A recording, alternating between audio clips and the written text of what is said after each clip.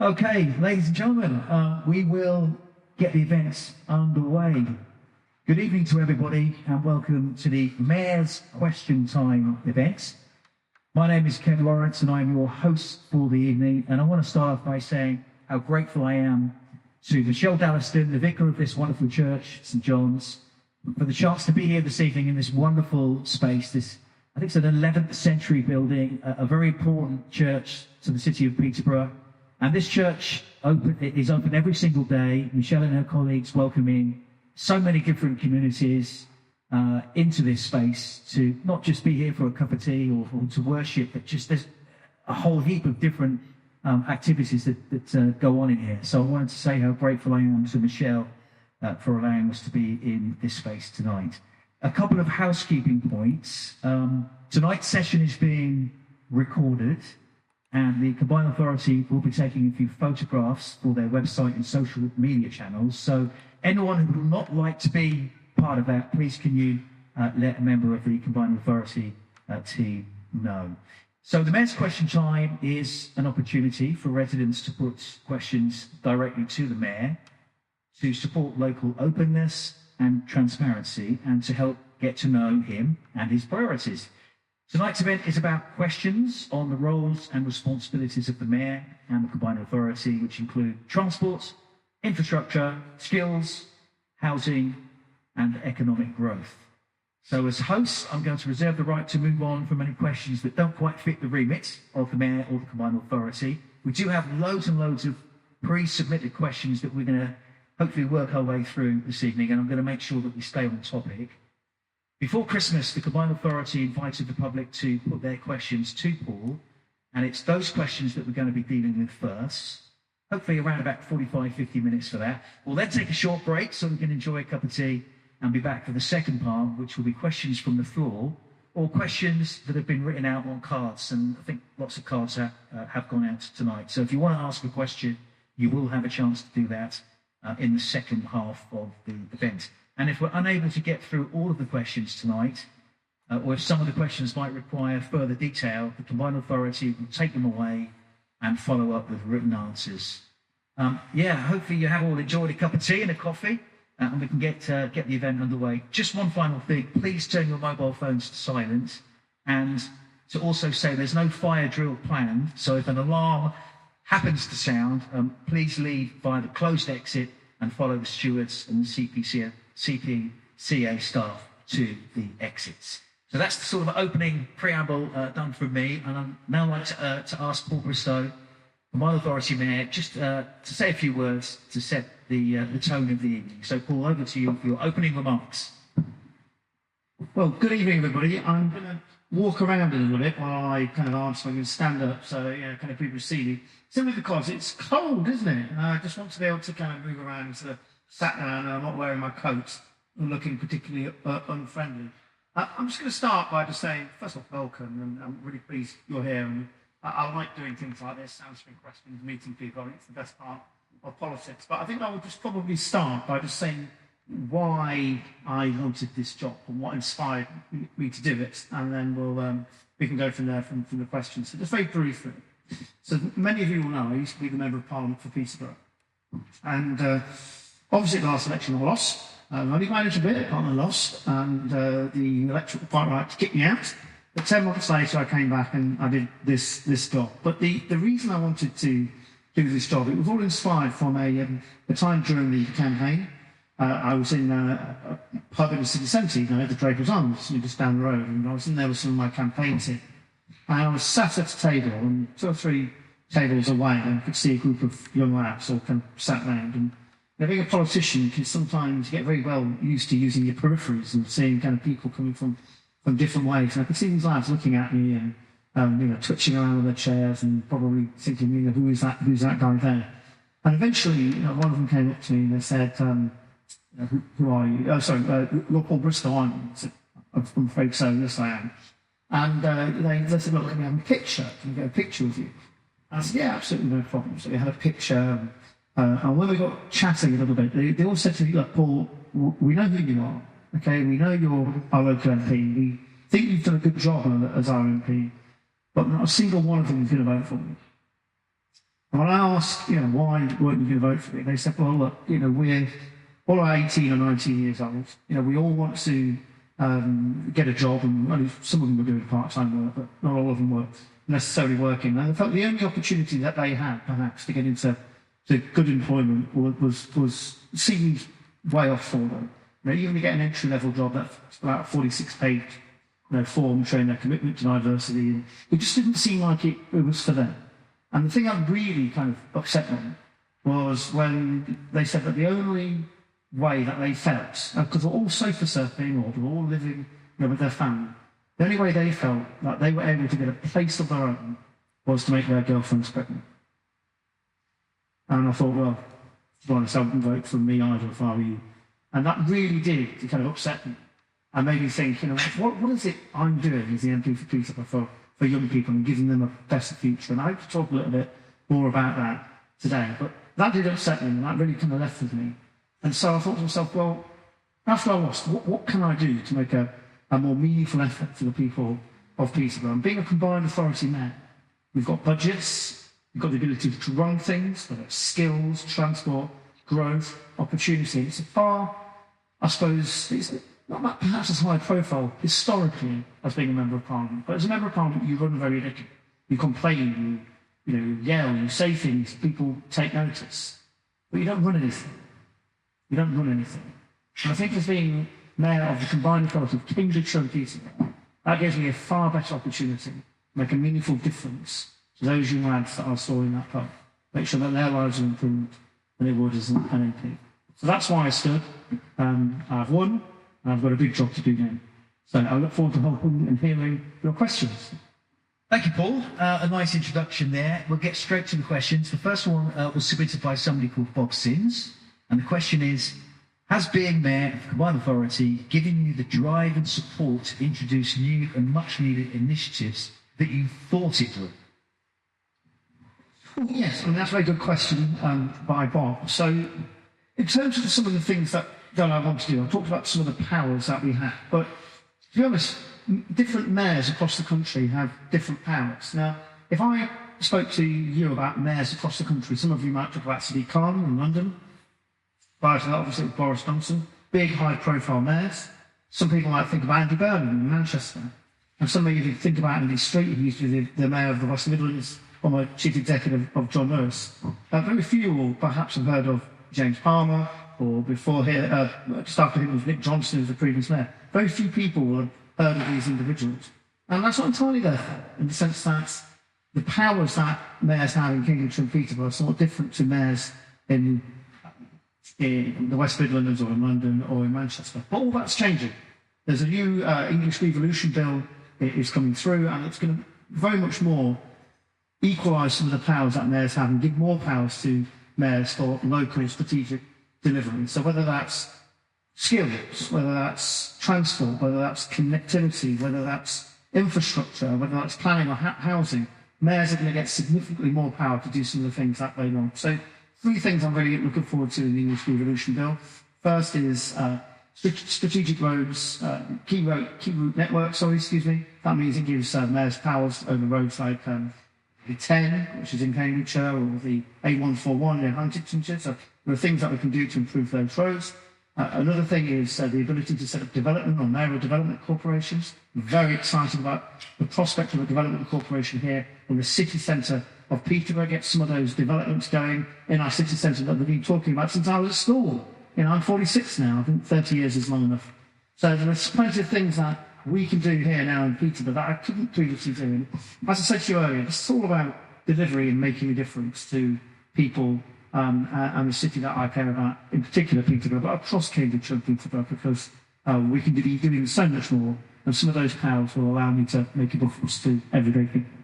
Okay, Paul, thank you. We're going to move on now to a series of questions that are about regeneration of the city of Peterborough. The first one's from Ashley, who says, whilst Peterborough has almost everything anyone could want, it is spread out all over the city, making you see disjointed. Other than free parking, other than the station upgrades, how are you going to work with businesses and the council to make the centre more vibrant and more attractive to both businesses and members of Parliament? So growing up local, growing up just outside Peterborough, I remember when I was about 17 or 18, and the idea about what would I do next? Would I go to university or would I stay in the city? I didn't want to go to university. I thought Peterborough was fantastic. I loved living in Peterborough. I had everything that I could possibly ever want. It had good employment opportunities. All of my friends lived here.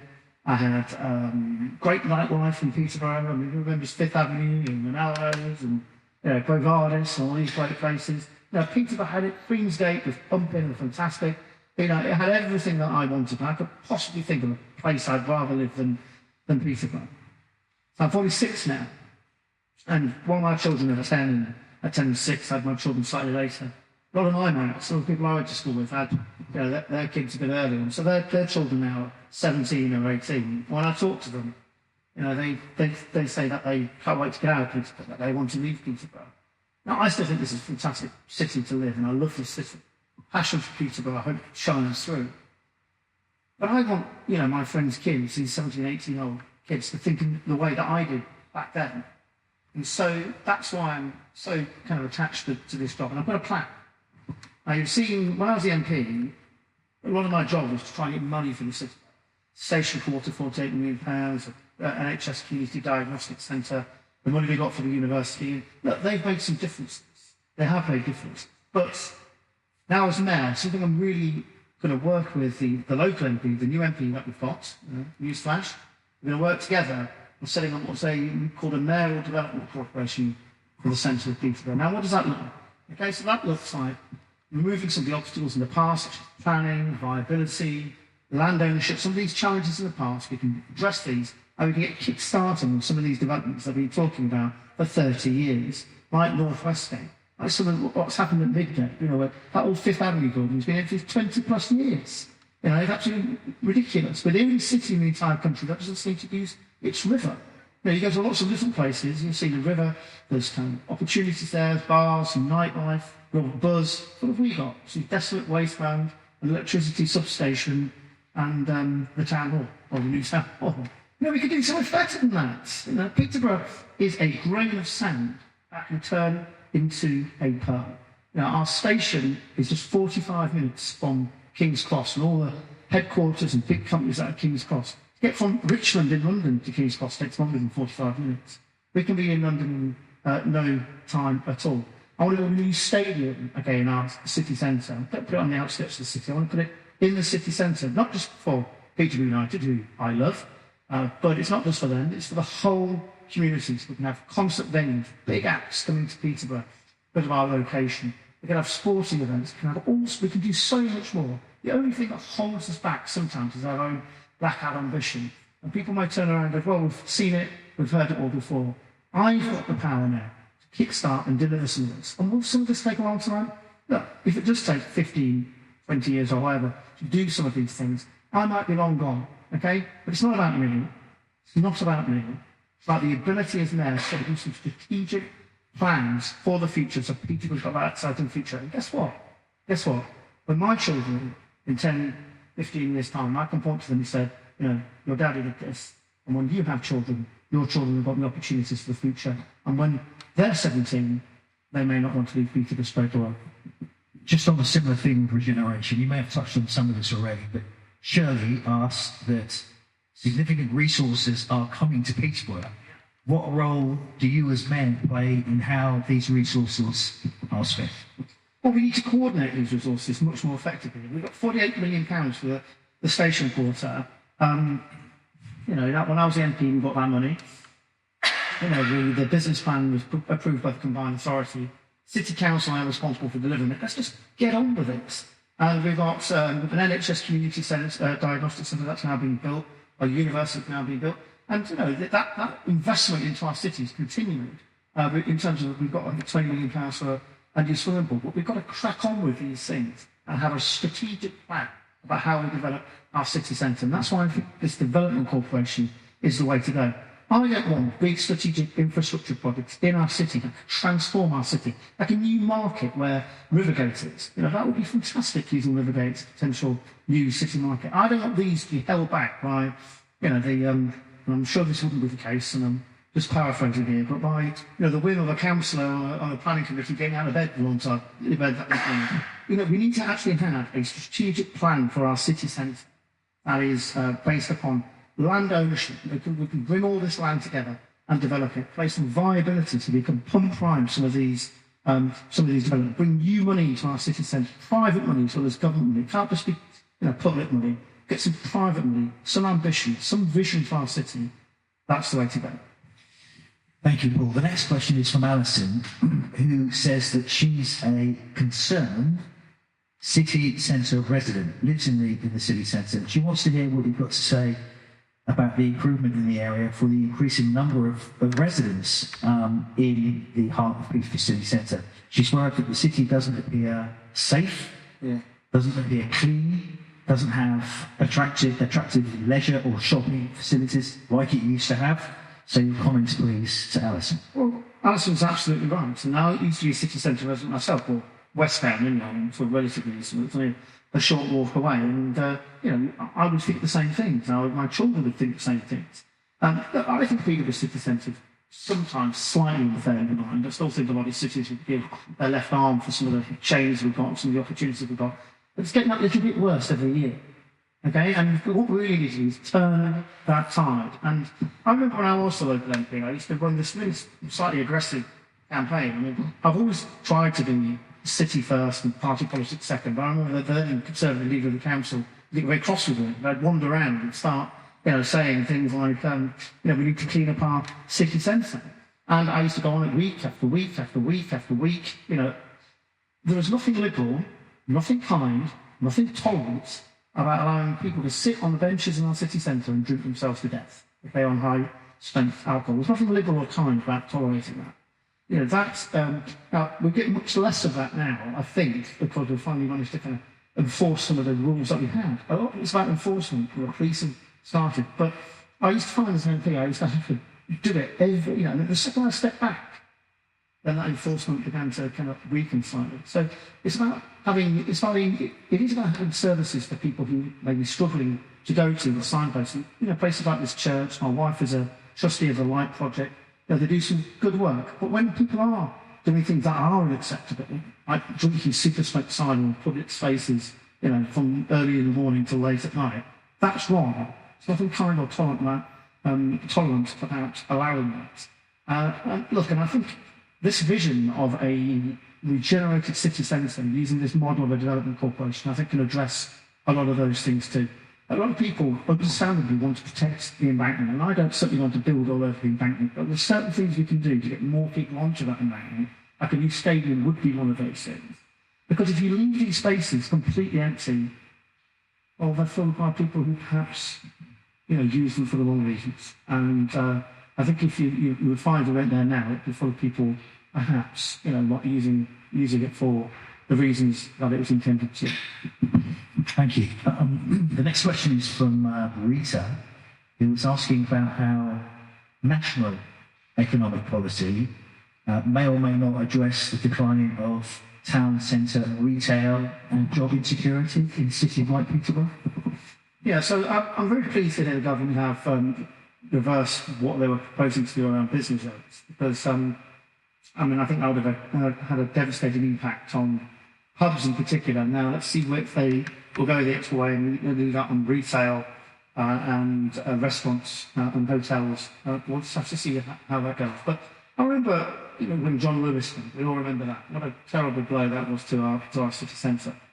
And I remember my wife talking to me about it, saying, "Oh no, isn't it dreadful?" And I was slightly crabby with her and said, "Well, for a second, you used to walk into town with your friends. You would wander around, kind of John Lewis, see what you want, go to the Argo or somewhere else, have a glass of wine, and then go home and order it online." And that was a devastating blow. We've got to understand that things have changed, and we need to make our city centres more destinations. But I think, why do people invest in city centres and in retail? It's just you've got a plan and you've got a vision. And if Peterborough seems to be a place which is on the up, with that plan, with that development corporation, with that vision, people will come here. I remember when Cathedral Square was originally the fountain was put in, and all that kind of jazz went on, got rid of the building behind here. That that was the catalyst to see some of these chain restaurants like Coast and Nando's and Coluccio's are there and Wagamama's and all these sort of new chains come to our city. There was a brief period of time where it looked like Cathedral Square was kind of pumping again. We've slightly lost that. But I think with a plan, with a vision, Peterborough as a destination, with all the things I've talked about, I think we can generate a lot of excitement. Think big or don't bother. Okay? What's the point of thinking small? Think big about our potential as a city. We can do this. The next question is about your beloved Peterborough United, and actually also about, you just touched on it there in embankments. You said you wanted to see embankment used in a better way, not necessarily building all over it, but just making, I guess, more use of that space. So, David Witham, thank you for your question. He wants to know about your thoughts on the building of a new football stadium for Posh. How realistic is this? What discussions do you have with the football club so far?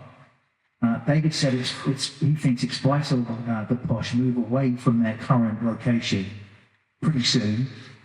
He's suggesting the embankment as a possibility, and he's talking about revenue that might also bring into the city. So how will it be funded? What's the time frame? How realistic is it, or is it just a pipe dream?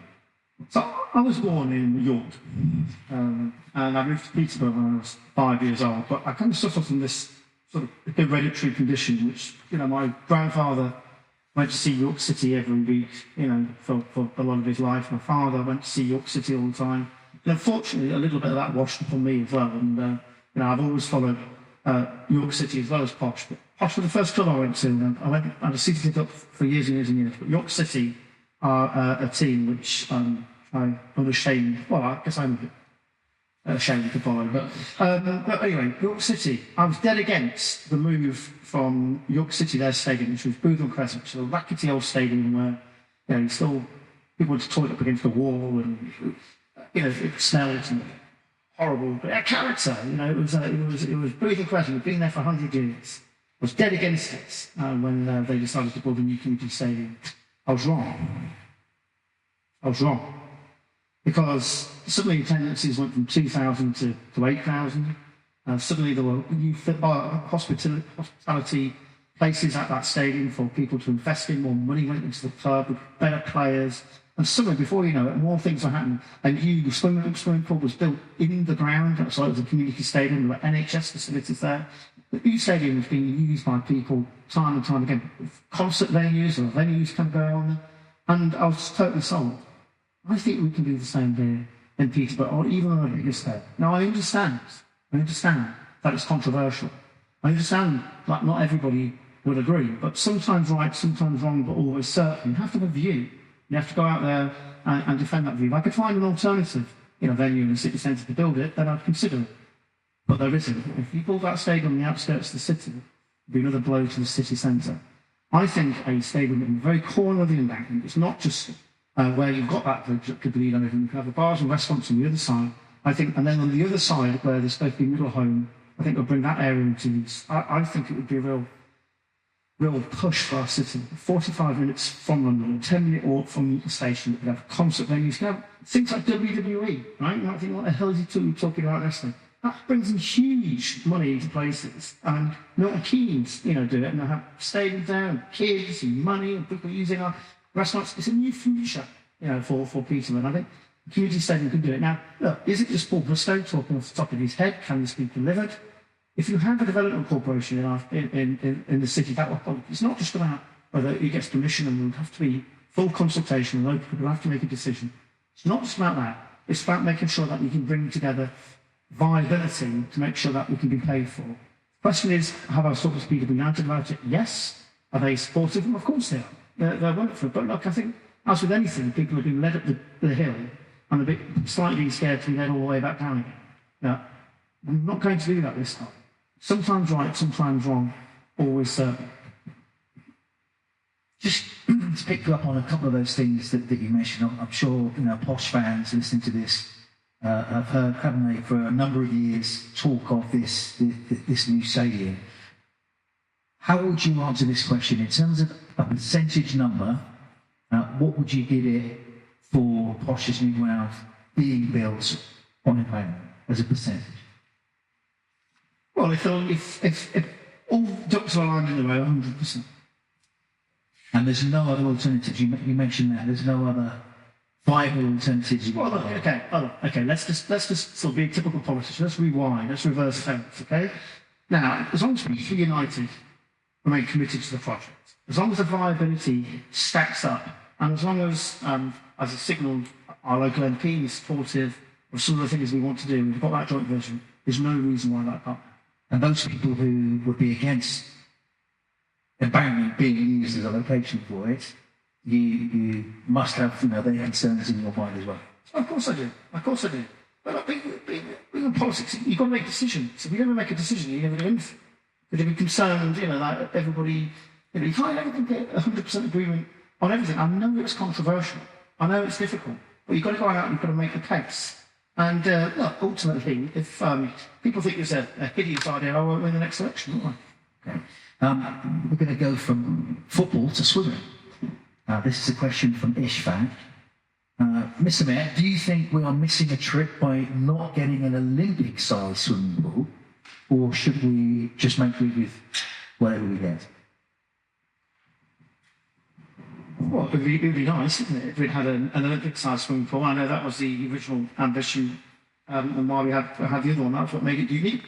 I just think we need a swimming pool now. I mean, it's to the point where it's embarrassing that a city the size of Peterborough doesn't have a public pool.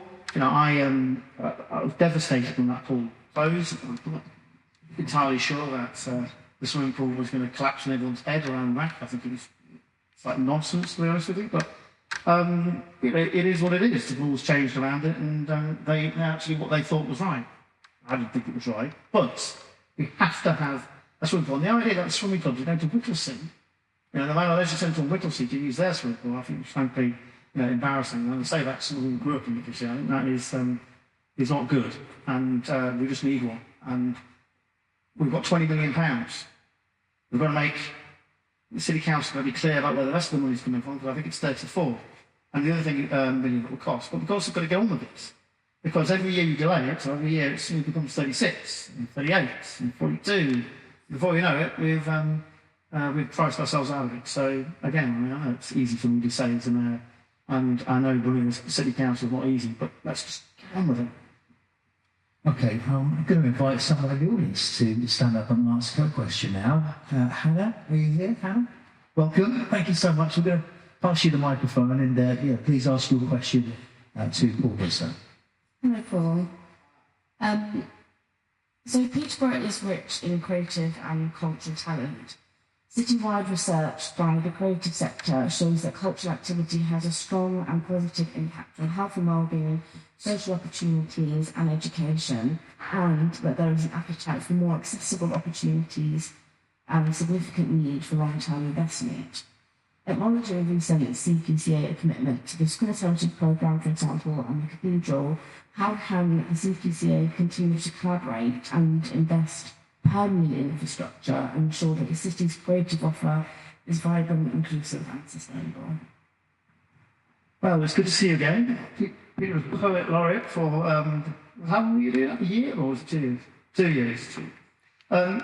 Look, you're absolutely right. I remember when, again, I was city's MP, and there was a big question mark over the future of the Key Theatre, and the new theatre had challenges and all the rest of it. It was a very difficult time. And, as luck would have it, I was a parliamentary private secretary to the Secretary of State for Culture, Media and Sport, and I finally explained to her if Peterborough's 2 theatres closed down, that would be frightfully embarrassing.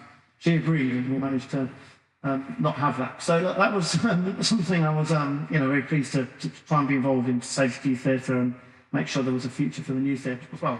But look, a lot of a city is more than just a place where you lay your head, right? Okay, a place where you live, or the place where you go to work. A city's got to have a depth of culture and vibrancy, and it's got to be a place where people enjoy living. It's not just about the theatre, it's also about art, it's about history and what's grounded us and where we've come from. And these things are important. They're not just, kind of things that we need to. It's not just about growth. And economic growth is one thing, but growth is more than just about money. It's about growing as a place, and that's why culture and some of the things that you've talked about are so important. I'm very concerned about future places like Metal, which are an organisation of the city. I think the accommodation of their homes being taken away from them.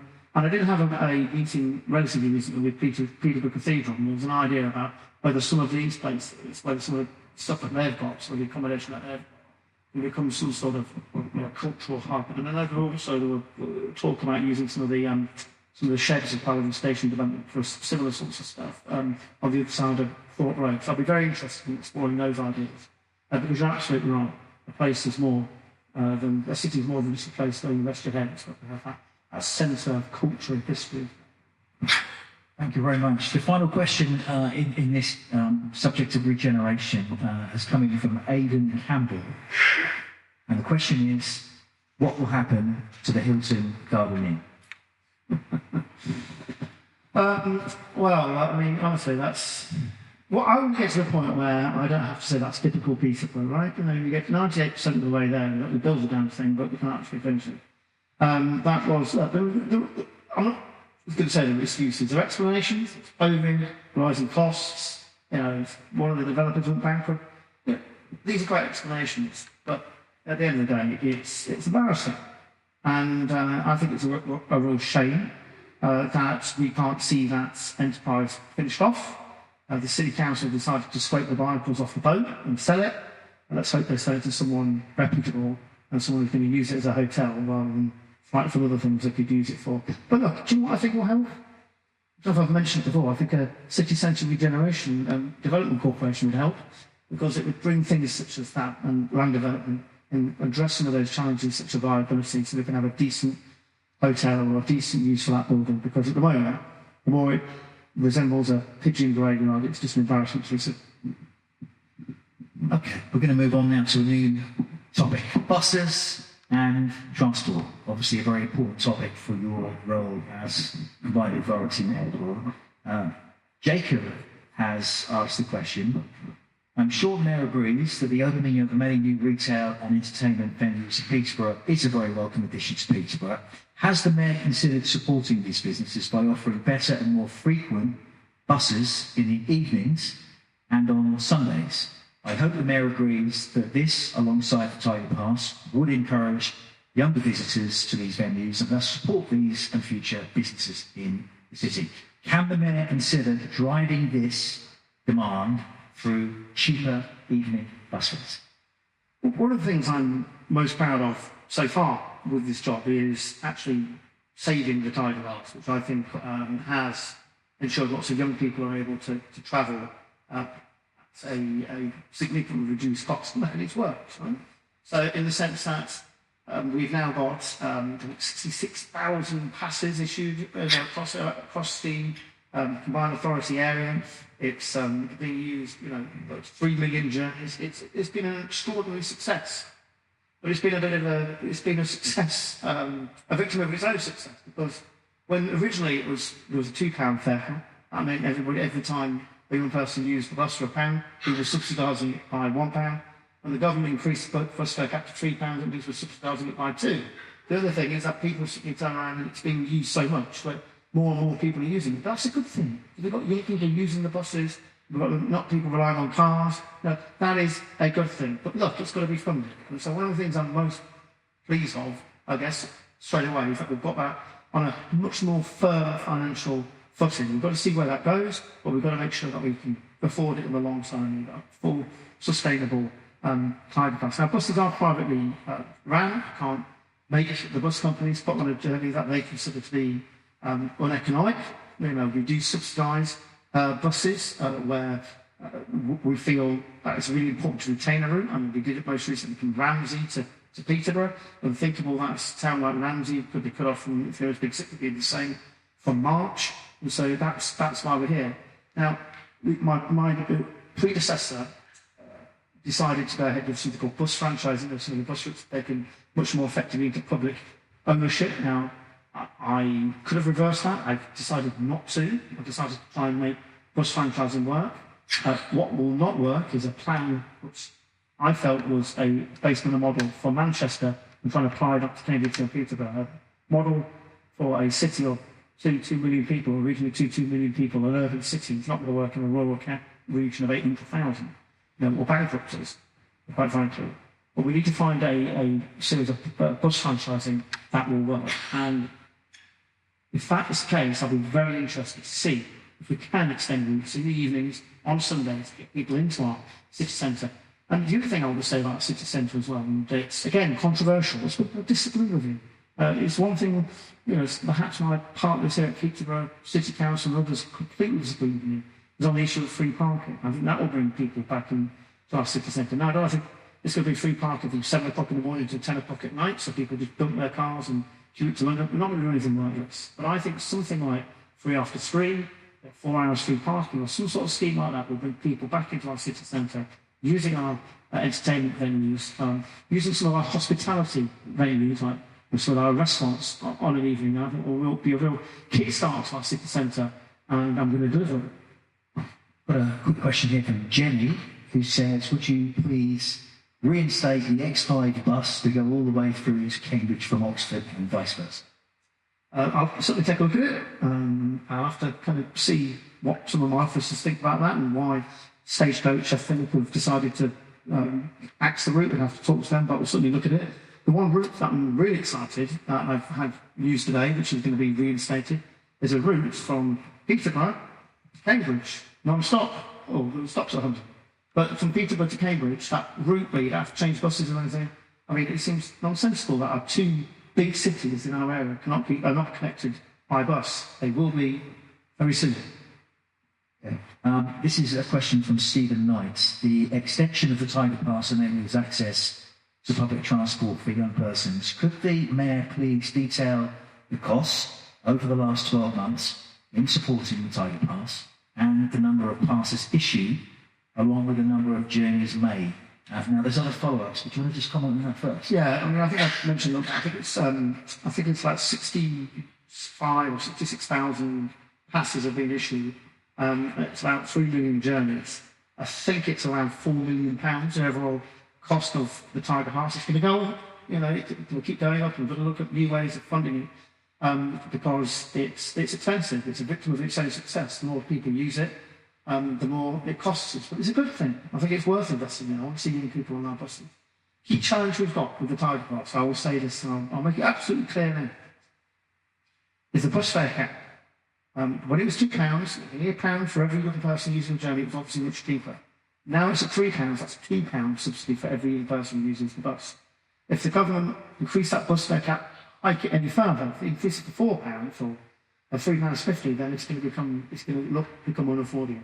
So the government needs to keep the bus fare cap. And one thing I am quite proud of is that I've managed to persuade all my partners on board, so that's the leader of all the different councils, whether they're Conservative councils in Benland or East Cambs, or whether they're Liberals in the south of our borough, like South Cambridgeshire and the County Council, or whether they're indeed Labour in Cambridge and here in Peterborough. We've all signed that. We've all lobbying together, speaking with one voice. The government's got to keep the bus fare cap. But just one other thing I want to say as well. If you look at the numbers of people young people who've signed up to the Tiger Pass, it's much more popular in South Cambridgeshire, which is a wealthy part of our borough, saying people shouldn't sign up to it. It's a good thing that they are. It's much more popular in South Cambridgeshire and Cambridge than it is in Peterborough and Fenland. Now look, people have got to have buses to use, right? I think that's probably some of the challenges in Fenland, that the buses aren't as regular and as decent as they are perhaps in Cambridge and South Cambs. But we need to push young people in Peterborough to sign up, use the Tiger Pass, get them on our bus. Just some follow-ups on that. Would more people benefit if the funding was directed into reducing the fare? I mean, we touched on that.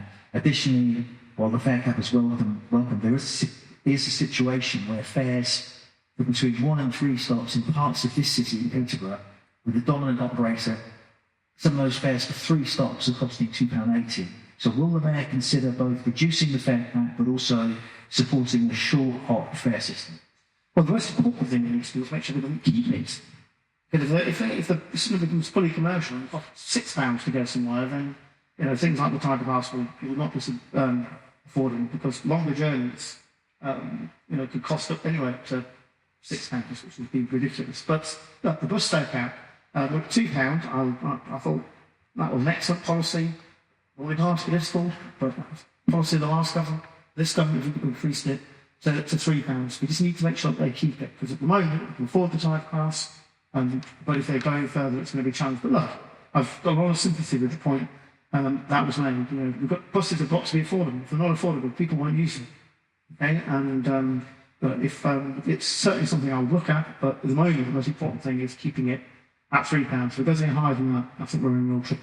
Okay, we're going to need our microphone again. We've got another question from a member of the audience, so let's get the microphone to Cornell. Where are you, Cornell? Down here. Or perhaps Alison Batchel. Alison, I'll go to your question, please. Hello, Paul. Hi. Can you hear me? I can hear you. Yeah, nice to see you. My question is, what funding will be apportioned to creating a functional and safe, as you know, recent stabbing at the bus station, a functional and safe bus interchange? Are there plans to create better public transport links to enhance the rail station quarter plans to become the gateway to East Anglia? I've got a lot of sympathy with that view. I think the bus station in Queensgate is long past its sell-by date. If it rains, you get wet. You know, it's not good enough. Basically, I utterly a lot of sympathy with that. I think some of the things we want to achieve with a development corporation, I think it's got to incorporate a bus station. I think it's too late for the station quarter to kind of bring it into that. I think that's one of the decisions being made. But look, we can't just leave the bus station as it is. And I'll be working with my colleagues at the City Council to see what their ambitions are for it. But look, why not you make, if the development corporation is going to build new homes, as well as new things such as I say, and all the things I've been talking about, if it's going to build new homes, then it's got to come with infrastructure. And if there's an opportunity to build a new station, then I'm all for slightly pivot here. One of the things that we are responsible for, and one thing I am going to do, and again, it's controversial, not everyone agrees, but you've got to make decisions at the end of the day, is we're going to build a new bus depot, okay, for Peterborough. Now, the one at Lincoln Road, lots of people, might necessarily agree with me, but that bus depot at Lincoln Road, was past its best 20 years ago. It's dirty, it's in the wrong location, it holds back that area. I think it's not a good use of that land. It stops us having new fleets, brand new buses, new infrastructure. It prevents all of that. If we can move it to a much better location, perhaps in one of our industrial estates or somewhere else, okay, then it will release that land from the redeveloped, but also need new buses, more buses, new fleets. That can be transformational for our area. We've just made a decision last week that we've got some foresights that we're up for. I've given officers the ability to go out and bid for the land. For the first time, this is now going to happen. We've been talking about it again, since for 20 plus years, but we're actually now going to do this, and it will be again, I think, really, really good for us. Thank you, Alison, for your question. We move to a different topic now, or slightly, a wider transport topic, and a number of questions to whiz through here, Paul, if that's okay. From Carl Ransom. With the bid to try and build Peterborough's popularity with shopping in the centre, wouldn't Peterborough benefit from a park and ride, maybe on the A47 A1 junction, close to the A605, so people coming in don't have to negotiate a heavy traffic into the city centre, which is worse, especially when the football teams are on? I'll suggest to the questioner who should never go to Cambridge and see what their suggestions are. I mean, going from using driving into the centre of Cambridge, it can take your life away. But look, I understand the concept of it. Look, when we have bus franchising, if this is something that people are interested in, if something people think is popular, then we'll look at it in terms of parking. Next question comes from David Harnan. Why does Mr. Bristow insist there is a war on the motorists when those on foot are often confronted with near inaccessible parts of the city? The example of Brotherhood's retail park that only has pedestrian access that shares with vehicle access, which is obviously hazardous. I believe the real war is the war on pedestrians, including the elderly, disabled, and those with pushchairs, etc. Should these sections of the community not also have your equal consideration? Well, they absolutely have my consideration, but I would point out the question that I am the mayor of Cambridgeshire in Peterborough, and if you lived in the south of the county, if you lived around Cambridge, you'd very much think there was a war on the motorists. There are plenty of road closures, plenty of difficulties driving in and around Cambridge. I understand we have to encourage people to use public transport, but it's got to be carrot and stick. You actually need the carrot first. You need the opportunities for people to use buses and use public transport before you start charging them to drive into the centre of Cambridge or making sure that they can't drive anywhere and they're sitting and clogging up their roads. So for me, that's when I talk about the war of the motorists. It was very much with Cambridge in mind. But failing saying that, there are parts of there's been efforts in Peterborough, I think, in the past to do things which I think would be completely unacceptable, such as closing one of the lanes on Crescent Bridge. I think that would have been a real challenge for people getting around the city. We've got to understand that when the Development Corporation built Peterborough with cars in mind. That's why we've got pathways and the ability to get around our city relatively easily. But one challenge I always do give to CamCycle and sustainable travel allowance, so I like very much, and we've got a good relationship. I'm going to see me a lot. But the challenge I say to those who want to see more cycling and active travel, absolutely. But maybe focus your efforts, rather than focus entirely on Cambridge, where you've got scores of people cycling. It really is a success. It's cycling all over the place. You actually want to make a real difference. Who are we in this for? If you want to make a real difference to people's health, you want to get people active, go to Peterborough, focus some of the challenge on Peterborough, and get them encouraging people to cycle and live healthy lifestyles in Peterborough. Realise that people die 20 years in certain parts of Peterborough, 20 years sooner than they do in parts of South Cambridgeshire. That is a disgrace. And if you want to actually improve health outcomes and you want to get people active travel, stop lobbying consistently over closing roads in Cambridge. And I'm not saying we should close roads in Peterborough, by the way, but come to Peterborough and see what we can do to get people more active and cycling. Okay, thank you, Paul. It's Colin here. Colin Conway. Please raise your hand and feel free to stand up. We'll give you the microphone so you can direct your question to Mr. Paul Bristow. Hello, I'm speaking about the station water scheme, which I generally support, which I thought would include development around the Great Northern Hotel on the station and an additional entrance on the far side. But the first two schemes as part of Station Quarter are putting a pedestrian crossing across the roundabout at Queensgate, controlled by traffic lights, which I think is going to cause absolute disaster, congestion in the area, and it delays the buses. And also the second scheme as part of Station Quarter is using 50% of the eastbound carriageway Thorpe Road as a cycle lane. Now, I would ask you to speak to Lord Hendy, the rail minister, about that, because a few years ago he was Commissioner for Transport in London, where they have introduced these cycle lanes taking up 50% of the carriageways, and he now says that they went far too far because buses are now running in London at a far slower speed than they have done for years, because so much space has been devoted to cycle lanes. Also, what's going to happen to the bus stops in Thorpe Road? Are they going to become these what are known as floating bus stops? No. Well, fair enough, that's okay. But I think the possibility of a traffic controlled pedestrian crossing across the roundabout at Queensgate is going to be a disaster for traffic congestion in the city centre. Well, Colin, I've got a lot of sympathy with the points you've made. Just two things I will say. First, what they're proposing. Well, first, the lane closure or whatever they're proposing for is not actually part of the station reform. What they were suggesting with Crescent Bridge is a separate thing, and it's also not the same scheme as before. Okay, because if we put that same scheme that we did during COVID, I would line with other road sides. Okay, because I think that would might have been fine in COVID when not many people were using our roads, but in a cold November morning, you see what sort of nightmare that will cause to Thorpe Road and everything else. So the first thing is it's not the same scheme. Okay.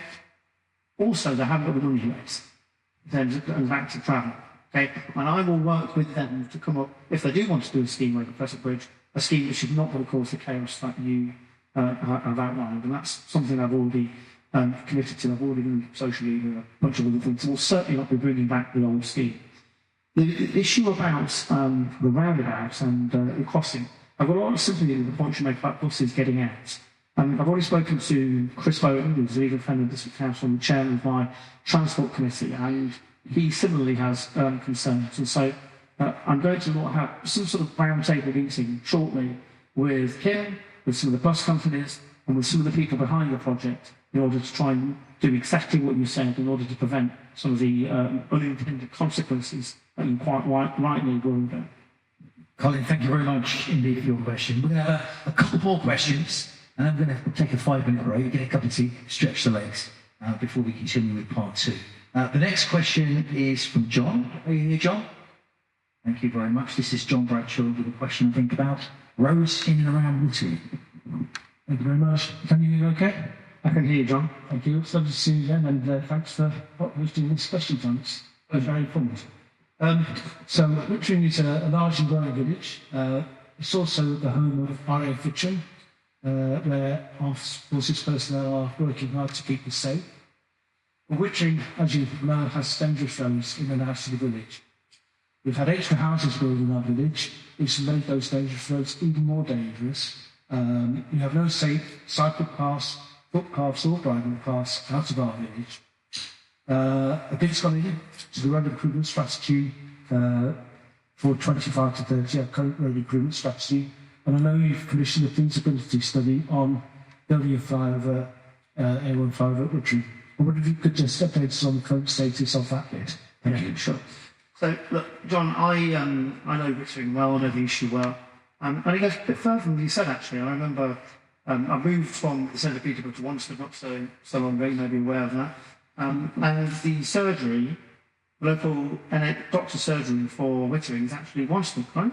And I've heard all sorts of stories like people walking along the A1 with their child to go to the NHS doctor's surgery in Wanstead. I mean, how can that be right? That's just absolutely bonkers. And we've got to do something about that. Very specifically about that junction, but you are right.